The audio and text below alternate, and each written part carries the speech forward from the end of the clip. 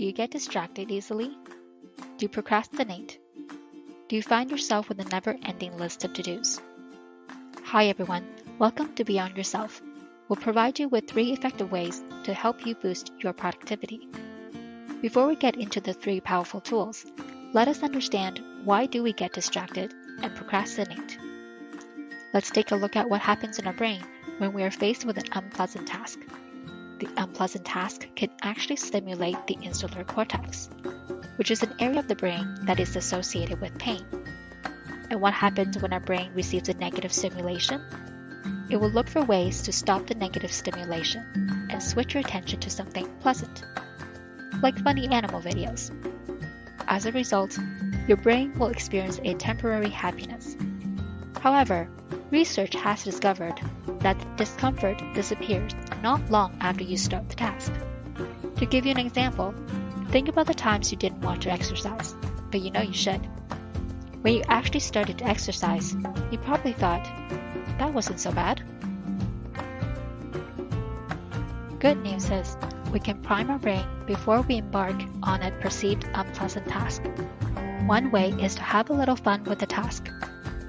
For example, if you need to build a presentation for a customer meeting, ask yourself, how can I incorporate a new element into this presentation that I've never tried before? There are endless possibilities to have a little fun with the task. Another way is prioritizing it, so your brain will assign importance to it.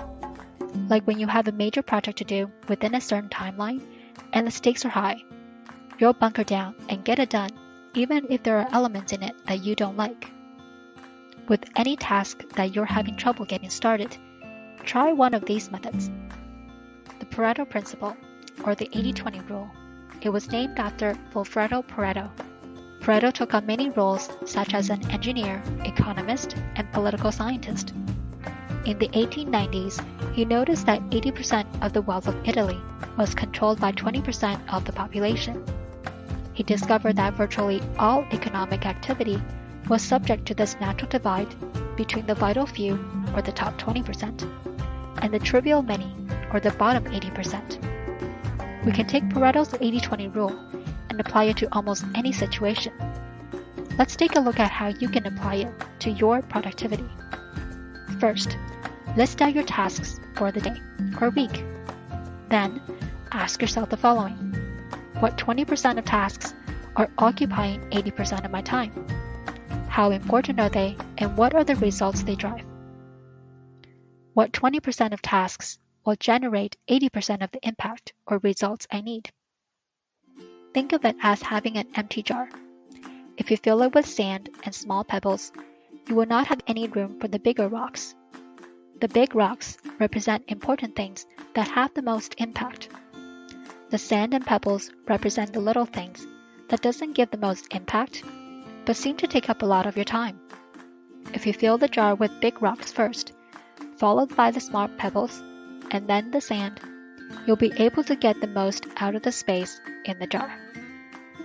Once you identify the tasks, you can reprioritize them to focus your time and effort on the task that will drive the most results. Now that you have a list of reprioritized tasks, let's get started with them using the pomodoro technique. This technique was developed by Francesco Sorella in the late 1980s. It has been used as an effective time management method. The technique is named after the pomodoro kitchen timer. Pomodoro is tomato in Italian.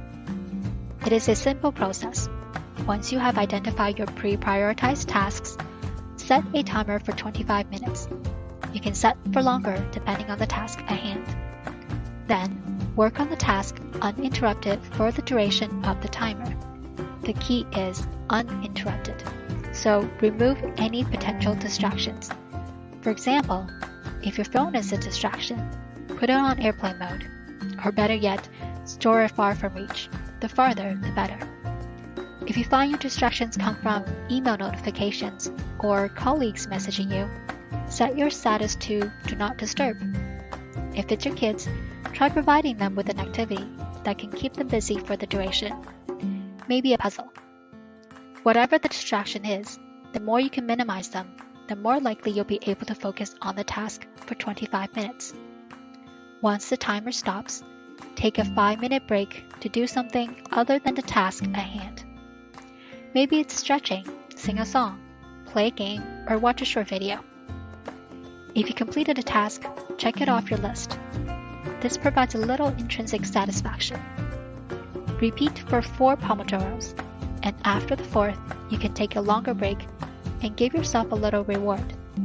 I have used this technique in the past and has been really useful in helping me focus on the task at hand and completing it. Many of us may be either working from home or learning from home on a regular basis. Let's take a look at where you work or learn. Is it at a spot where you normally eat, sleep, play, or relax? We all have our spots. Like when you sit at your dining table, you're most likely always sitting at one particular seat. Our brain mentally associates that spot to what we normally do.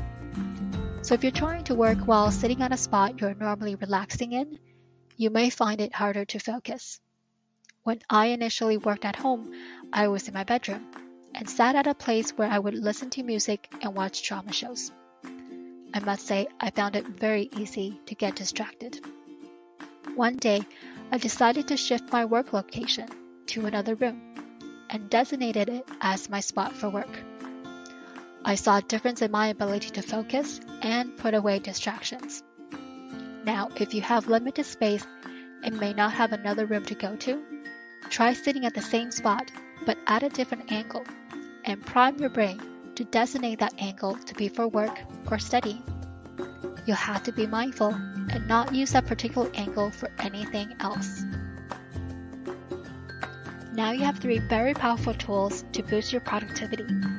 Use the Pareto principle to reprioritize the tasks that give the most impact, and the pomodoro technique to effectively focus your attention on the task at hand. Last but not least, consider the location of your work or learning space. Also, remember to have a little fun with the tasks. If you found this video useful, we'd like to invite you to share or subscribe to our channel. Our mission is to share valuable knowledge to help you build skills and expand perspectives to go beyond yourself.